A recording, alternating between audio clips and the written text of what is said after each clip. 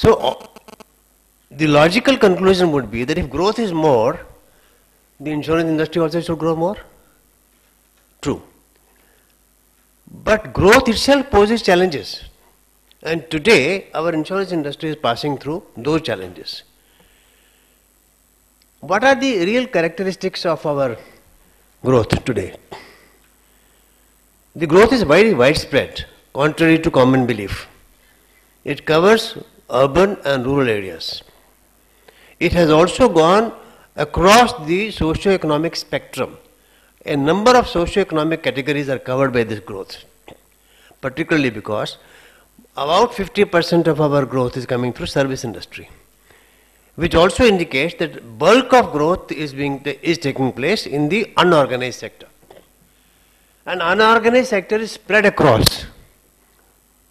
So if the growth of economy puts more money in more households, spread across the geographical spread of this country, plus the socio-economic spread, you have challenges of various types for insurance industry. How do you reach them? That money is waiting for you to collect. Just as a few years ago, I would say a few decades ago, there was emphasis on the banking industry, reaching out to the people, including them into the banking sector, banking services to be provided all across. The insurance story should have really followed the banking story. Has it happened? My submission to you is, it has not. And if it has not, why? More people having more money, creating more assets, means what? That there is a felt need for protection of those assets, and also there is an increasingly strong perception about the economic value of human lives who create those assets. So there is a clear-cut scope for rapid growth of insurance industry, both in the general sector and the life sector. It has been growing also. It's nobody's case that it has not grown. But what are the components of that growth? My submission is that we have been selling as an industry lesser policies for more premium. We have collected a lot more premium. And if you talk about those indicators like density and all per capita and all that stuff, we have increased our presence in the world market. But in terms of number of policies and bringing more people under the cover of insurance protection, there our progress is tardy. So that by itself is another challenge.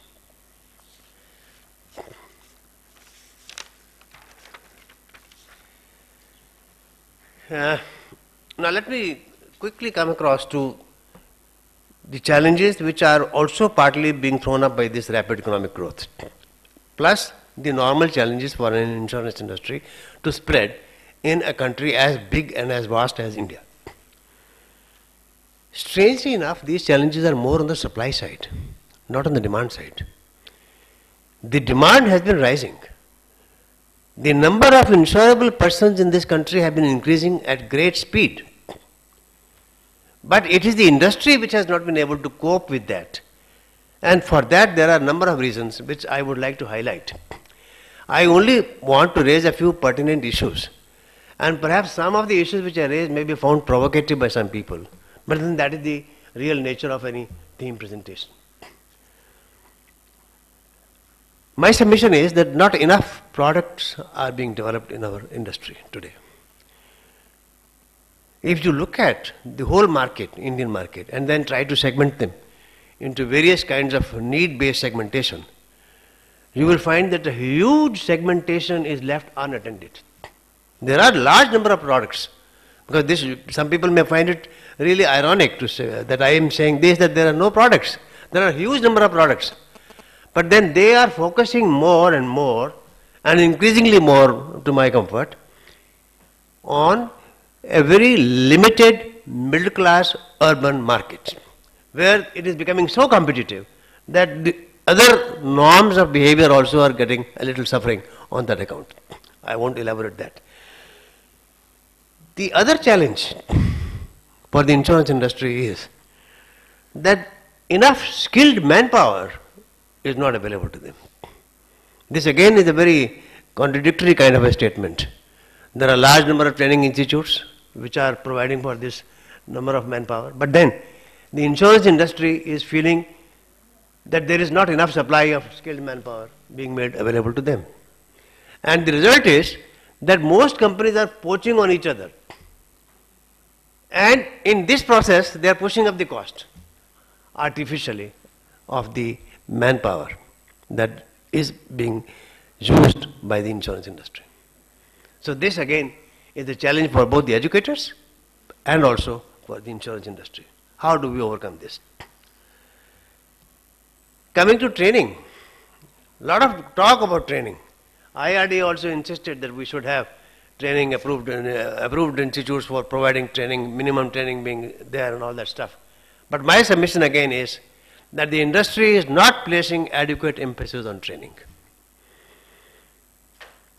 If you look at a simple fact that post-liberalization has the quality of sales process improved, has the intermediary become more knowledgeable, is he more sophisticated, and is he able to explain more complicated and sophisticated products in a manner which can carry the communication to the lay customer, I would submit it has not happened. And if that has not happened, then obviously you can easily see what are the kinds of challenges at work in that situation. So you need to really put some more emphasis on training, in-house as well as outside the industry. And then let me come to the one very major issue, the issue of distribution. What has the industry done in expanding the distribution infrastructure in order to suit the varied needs of varied customers living in various kinds of socio-economic environments and geographical regions?